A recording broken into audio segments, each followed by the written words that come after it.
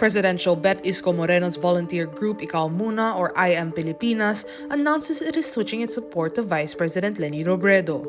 In a press conference Tuesday, April 12, the group's lead convener Tim Orbo says he called for a unification among other presidential bets 2 weeks ago to boost the campaign of one candidate with the biggest chance of beating Ferdinand Bongbong Marcos Jr. A March Pulse Asia survey shows Robredo as the second frontrunner in the presidential race with 24% voter preference, followed by Moreno at third place with 8% voter preference. We believe now that VP Leni is in the best position to make this happen. Let us now consolidate our forces. While Orbos clarifies this is not to show dislike at Marcos Jr., he says the frontrunner should at least acknowledge the sins of his father, the late dictator Ferdinand Marcos. Now he has become stronger. Now it is high time for the presidentiables to agree, magsama-sama. Otherwise, kasalanan po nating lahat ito.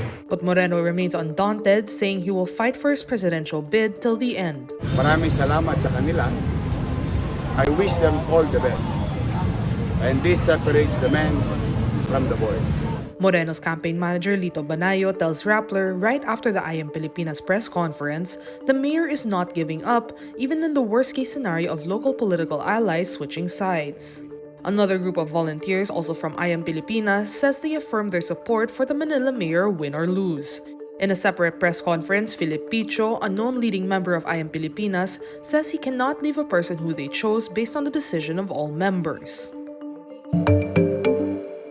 With less than a month before the May 9 national election, local party One Cebu, led by Cebu Governor Gwen Garcia, finally endorses survey frontrunner Ferdinand Marcos Jr. for president. In a statement, Garcia says the decision followed weeks of extensive consultations and discussions with provincial, municipal, and barangay leaders in the 44 municipalities and 7 cities, including Mandaue City, of the province of Cebu. She adds the group considered differing opinions of party leaders advocating for the causes of different presidential candidates before deciding. This breaks the family's months-long silence regarding their choice for the presidency.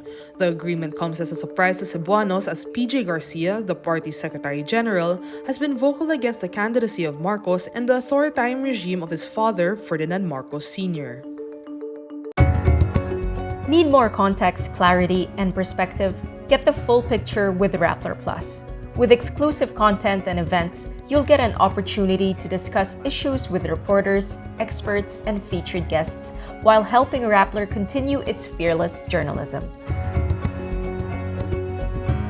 Join now. Forensic pathologist Fortun says doctors falsified death certificates in President Rodrigo Duterte's drug war. Fortun on Tuesday, April 12, presents initial findings on her probe into the exhumed remains of drug war victims. In examining 46 remains of victims who were killed in 2016 in Metro Manila, Fortun finds at least 7 were declared to have died of natural causes but were actually shot dead. The recorded causes of death range from pneumonia to sepsis to acute myocardial infarction. Fortun discovers this after looking at the death certificates and then looking at the remains where she found bullet holes. You have doctors staking their reputation, their name, their license, falsifying death certificates. Fortun also thinks there is no intent on the part of the government to solve the killings. What I'm saying is, it's really impunity. The Philippine National Police admits to killing about 7,000 drug suspects in its operations, but human rights groups estimate around 30,000 have been killed.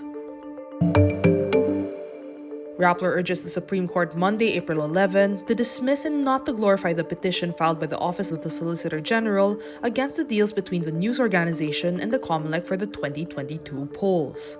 Solicitor General Jose Calida's office asked the High Court to void Rappler's fact-checking agreement with Comelec, arguing that fact checks violate free speech. In its comment, Rappler says the very nature of a journalist's work is to make sure that only the truth is reported. Rappler argues there can be no prior restraint in the activity of fact-checking since what is being fact-checked are statements that have already been published and disseminated. It adds, on this basis alone, the OSG's claim that fact-checking constitutes prior restraint must fail.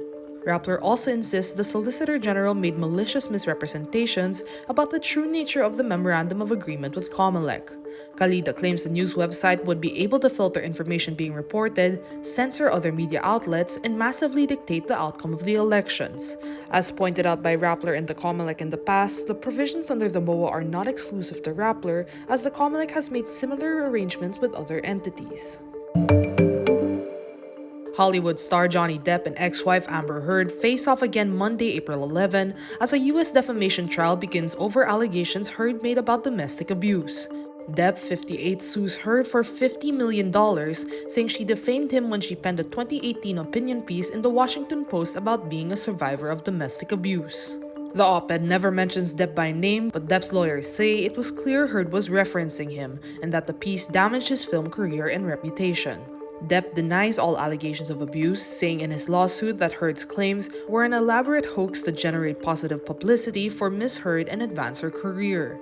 The US trial comes less than 2 years after Depp lost a libel case against The Sun, a British tabloid that labeled him a wife-beater. A London High Court judge ruled he had repeatedly assaulted Heard and put her in fear for her life.